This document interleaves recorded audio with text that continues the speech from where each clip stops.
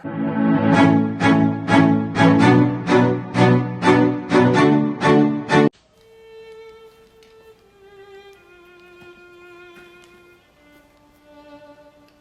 paz do Senhor a todos. Estamos aqui mais uma vez para compartilhar mais uma história da Bíblia Sagrada.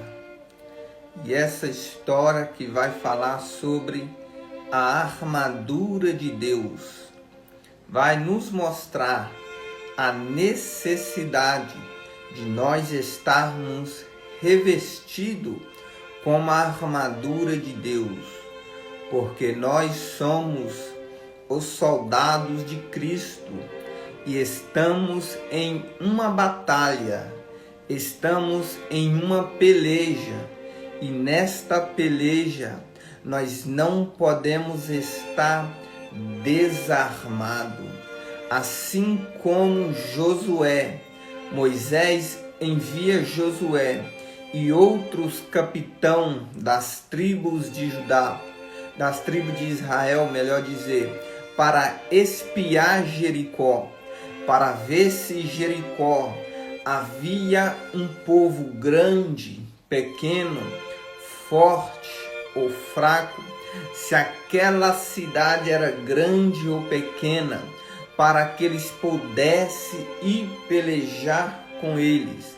Assim somos nós também, que pegamos a Bíblia Sagrada, para que nós possamos pelejar nessa guerra, porque diante de nós há uma batalha espiritual, aonde o inimigo da nossa alma, assim como o apóstolo Pedro disse no capítulo 5, versículo 8, que o inimigo da nossa alma, que é o diabo, está ao nosso derredor, bradando como leão, tentando nos tragar, tentando nos devorar. E ele não está de quarentena, ele não está de lockdown, mas está ao nosso derredor a todo momento, tentando tirar nossa paz, tentando fazer que nós caiamos.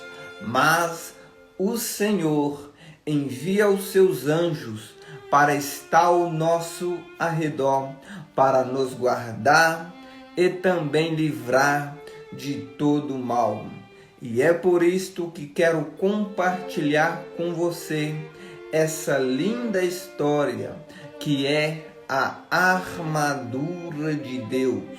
Nós sabemos que as igrejas estão fechadas por causa da pandemia, mas a igreja que somos nós devemos fazer a obra do Senhor para que a sua palavra possa alcançar o seu coração, alcançar a sua vida, para que possa ser edificada. E essa história fica registrada no livro de aos Efésios, capítulo 6, a partir do versículo 10, que diz assim: No demais, irmãos meus, fortalecei-vos no Senhor e na força do seu poder, revesti-vos de toda a armadura de Deus, para que possais estar firmes contra as astúcias ciladas do diabo. Porque não temos que lutar contra a carne e o sangue, mas sim contra os principados, contra as potestades, contra o príncipe das trevas deste século, contra as hostes espirituais da maldade nos lugares celestiais. Portanto, tomai toda a armadura de Deus, para que possais resistir nos dias maus. Havendo feito tudo, ficai firmes. Estais, pois, firmes, tendo cingidos os vossos lombos com a verdade, e vestida a couraça da justiça, e calçado os pés na preparação do evangelho da paz, tomando sobretudo o escudo da fé, com o qual podereis apagar todos os dardos inflamados do maligno. Tomai também o capacete da salvação e a espada do Espírito, que é a palavra de Deus. Orando em todo tempo, com toda oração e súplica no Espírito, e vigiando nisto, com toda perseverança e súplica por todos os santos. Esta armadura, aonde quero começar a falar, é a oração e também o conhecimento da palavra, para que possamos estar revestidos. Uns dias atrás eu disse mesmo para minha esposa a necessidade de tanto da oração e também do conhecimento da palavra de Deus. É o que Paulo mesmo disse, para nós crescer na graça e também no conhecimento. O conhecimento é meditando a palavra de Deus, e crescer na graça é a oração, revestindo de poder de Deus. Crescer no conhecimento é onde nós conseguimos as ferramentas para trabalhar. Crescer no conhecimento é onde nós conseguimos as armaduras de Deus. Mas se crescermos somente no conhecimento, aonde vamos ter a armadura, aonde vamos ter as ferramentas, e não ter também a graça, que é o poder para manejar a ferramenta, para manejar a espada, não vai adiantar.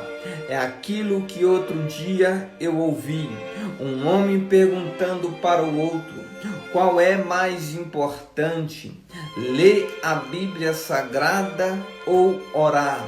Ele então vira para ele e responde: qual é mais importante para o passarinho ou o avião? A asa direita ou a asa esquerda?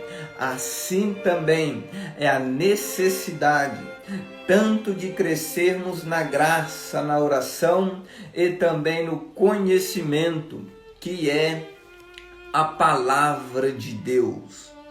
A armadura de Deus que nós precisamos estar revestido. Quero começar falando sobre o capacete da salvação.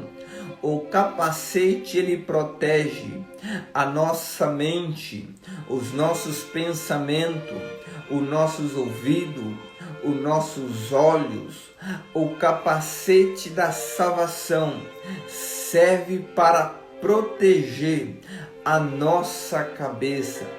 Paulo disse em 1 Timóteo, capítulo 4, versículo 2, que o Deus deste século, deste mundo, cauterizou a mente do homem, para que não veja a glória de Deus. Onde ele vê todas as coisas e vê: isso não é pecado, nem aquilo é pecado. Tudo pode fazer. Deus não vai esquentar a cabeça com nada. Está tudo liberado.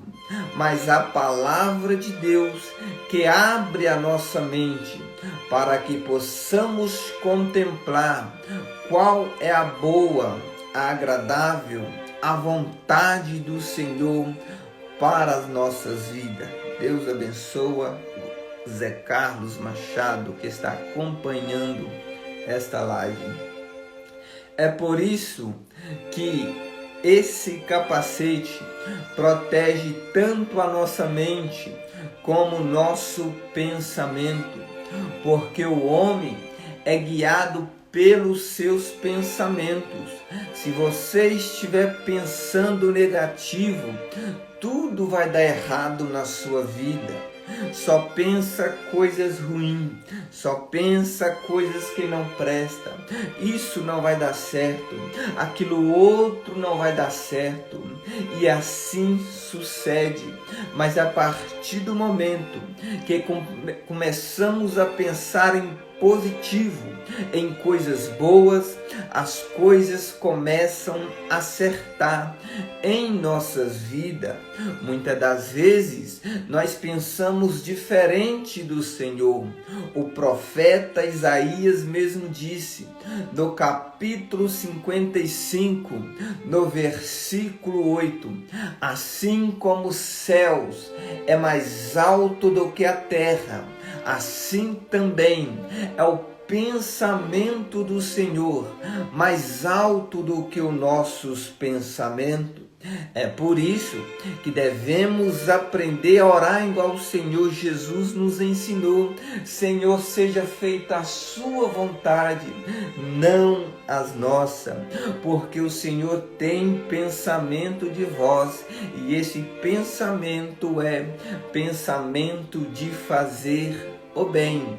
Então não conformeis com estes séculos, mas saiba qual é a boa a vontade do Senhor.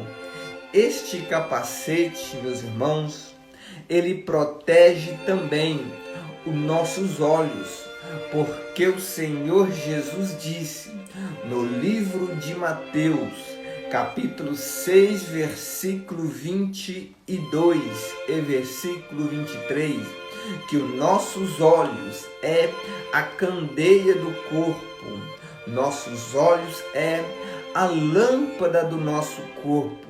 Se os nossos olhos forem mal, todo o nosso corpo torna-se também mal. O nosso corpo está em trevas, mas se os nossos olhos forem bons, o nosso corpo ele tem luz. Lembra do Senhor Jesus sendo ali judiado, humilhado ali diante aquele povo, e ele topa com Pedro, e Pedro tinha acabado de negar o Senhor Jesus. Em vez do Senhor olhar para Pedro com o olho de ira, dizendo: você me negou, você fez isso, mas a Bíblia Sagrada diz que o Senhor Jesus olhou para ele com um olhar de misericórdia, com um olhar de graça, aonde Pedro logo começou a chorar e se arrependeu daquele mal que ele fez. É por isso que na sua crucificação Pedro disse: não, eu não sou digno de ser crucificado igual meu Senhor, mas me crucifica de cabeça para baixo, mostrando o seu amor pelo Senhor Jesus Cristo. Essa é a necessidade de nossos olhos terem luz, de nossos olhos ser bom. Outra armadura de Deus que quero compartilhar também com você é a couraça da justiça. Essa couraça, ela protege o nosso coração, aonde Provérbios capítulo 4, versículo 23 vai dizer que o coração é a saída da vida, e é do coração onde tem os desejos. Salomão também vai dizer em Provérbio 27, versículo 19, assim como o homem que olha na água e a água reflete o seu rosto, assim é o coração também reflete a maneira que ele está. Mas isso é o que o Senhor contempla, porque o homem, quando olha para o outro homem, ele olha o exterior, mas não contempla o coração. Lembra do salmista Davi, quando o profeta Samuel pegou o vaso cheio de azeite e foi até a casa de Jessé para poder ungir o rei de Israel. Ele chamou Eliabe, ele chamou Samar, porque já era do exército de Saul. Mas quando chegou até ele, Deus bradou do alto céu e disse: não, Samuel, o homem olha o que está diante dos olhos, mas eu não olho igual o homem vê, eu contemplo o coração. E é isso que Deus está olhando a Deus. Outra coisa também que Deus contempla no coração do homem é um coração sincero, um coração quebrantado para receber a sua palavra. Porque no livro de Ezequiel, Deus disse que aquele povo era um povo de coração de pedra, aonde o homem olha e fala: esse não tem mais jeito, esse aí acabou, esse não tem mais recurso. Mas Deus disse: eu transformarei o coração do homem de pedra em um coração de carne, para que eles possam voltar do cativeiro. E esse coração de pedra é transformado em um coração de carne, porque se revestiu da couraça da justiça. E é por isto que a palavra de Deus ainda vai continuar nos dizendo que a palavra é o martelo que esmiuça a penha, que quebra a pedra e transforma em um coração de carne, porque Deus escolhe os loucos para poder confundir o sábio, escolhe o pequeno, chama o necessitado, tira do pó e faz-se assentar juntamente com os príncipes, para mostrar que ele é Deus. Outra armadura divina é o escudo da fé. O escudo da fé é aquela proteção que o soldado tem, que fica na frente para lhe proteger dos dardos inflamáveis. No tempo do apóstolo Paulo, no tempos antigos, tinha aquelas guerras, tinha aquelas batalhas, aonde os soldados pegavam as suas armaduras para lutar contra o inimigo. E essas armaduras, eles tinham também aquelas lanças, aquela espada, aquelas flechas, melhor dizer, e colocava naqueles lugares inflamáveis, aonde colocava fogo na ponta dessas flechas e lançava contra os inimigos. Essa flecha, então, quando ela ia em direção àquele que não tinha o escudo para lhe proteger, ele incendiava aquela pessoa, não somente o soldado, mas todos que estavam em sua volta. Assim também é Satanás, aonde lança a sua seta a todo o momento, tentando incendiar a sua vida, incendiar não só você, mas a sua casa, a sua família, os seus filhos, sua esposa e o seu esposo, fazendo tudo acontecer de ruim. Mas se você estiver cingido com a armadura divina, com o cinturão melhor dizer, com o escudo da fé, nenhum mal vai te acontecer, mas você vai estar guardado contra os dardos inflamados, contra as setas, as tentações, as angústias, as perseguições, os maus pensamentos, os sentimentos ruins e também todas as dificuldades.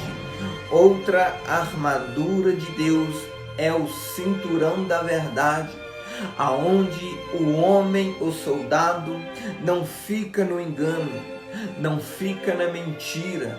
Jesus disse em João 8,32: conhecereis a verdade e a verdade vos libertará.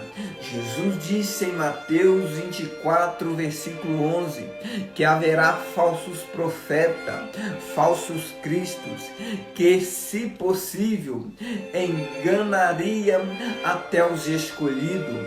Mas quem tem o cinturão da verdade não é enganado, porque o Senhor Jesus disse: irei para o Pai, mas não vos deixarei só, enviarei o Consolador, o Espírito da verdade, para ensinar em todo o caminho que se deve andar. O apóstolo Paulo passa em Tessalônia e começa a pregar a palavra de Deus, mas o povo de Tessalônia não sabia se estava escrito ou não. Era fácil de ser enganado. Já em Bereia, passando em Bereia, ele também prega e vê que os bereianos começam a meditar na palavra e vê se tudo aquilo que era pregado estava de fato registrado no livro sagrado. Paulo então vai dizer que o povo de Bereia era mais nobre e prudente, porque tudo o que ele pregava, eles consultavam. Assim também aquele que tem o cinturão da verdade não é enganado pelo sistema, não é enganado pelos falsos profetas, mas tem o Espírito do discernimento, do santo, do profano, daquilo que agrada a Deus e daquilo que não agrada a Deus.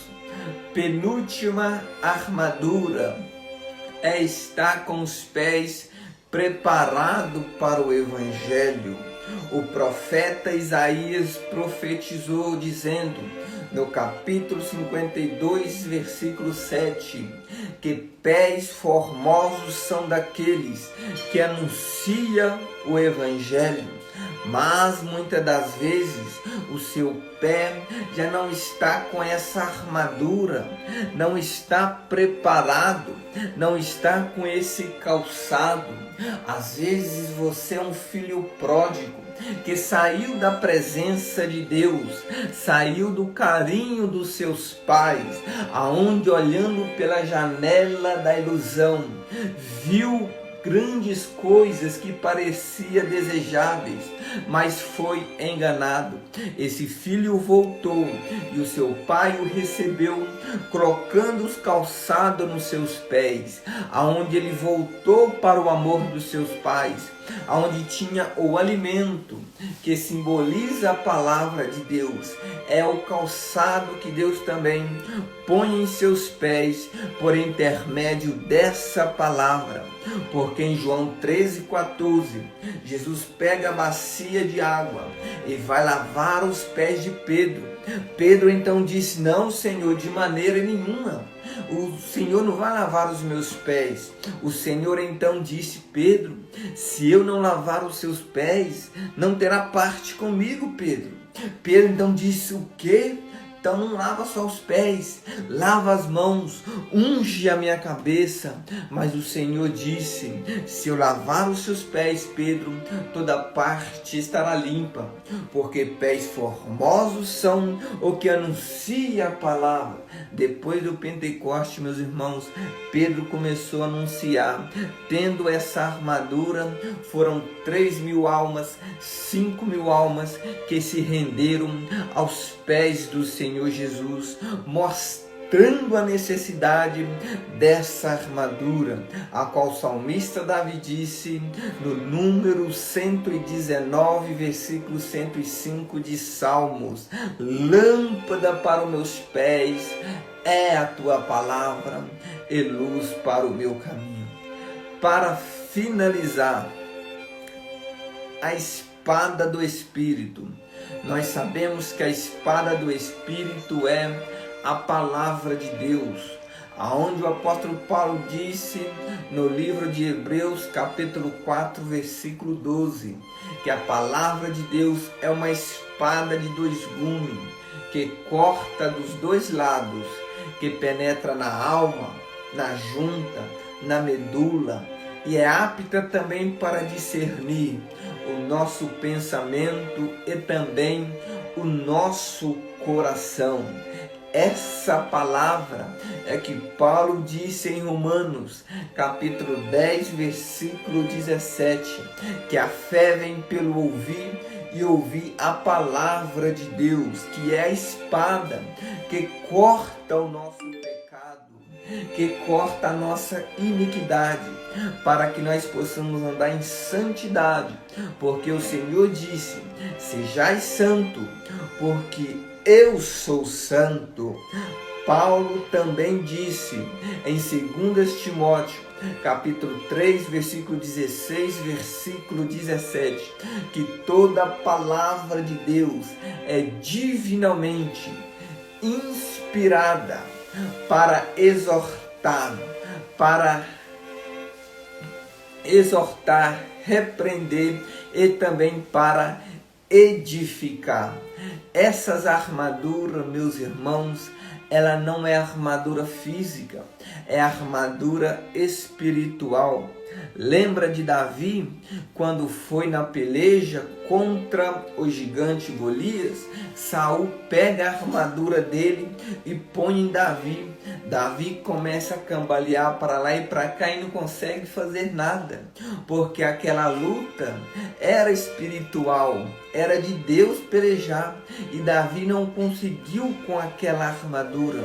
Assim é um homem também que vai te dar armadura para você pelejar, tentando te dar uma arma, uma faca, não vai adiantar nada. Por isso que Davi então disse: quem é esse incircunciso que ousa desafiar o Deus de Israel?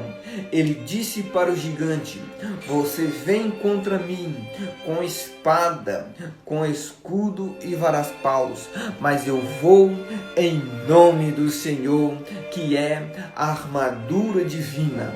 Davi então venceu aquela peleja. Saiba bem, meu irmão, que essa batalha não é contra a carne, não é contra o sangue, não é contra o seu irmão, mas é contra as hostes espirituais, contra Satanás, o inimigo das nossas almas. E nós só venceremos ele se nós estivermos com uma armadura divina na oração, na santificação e também meditando na palavra, para que possamos resistir os dias maus. Amém? Deus abençoe a sua vida, que você acompanhou esta live. Deus abençoe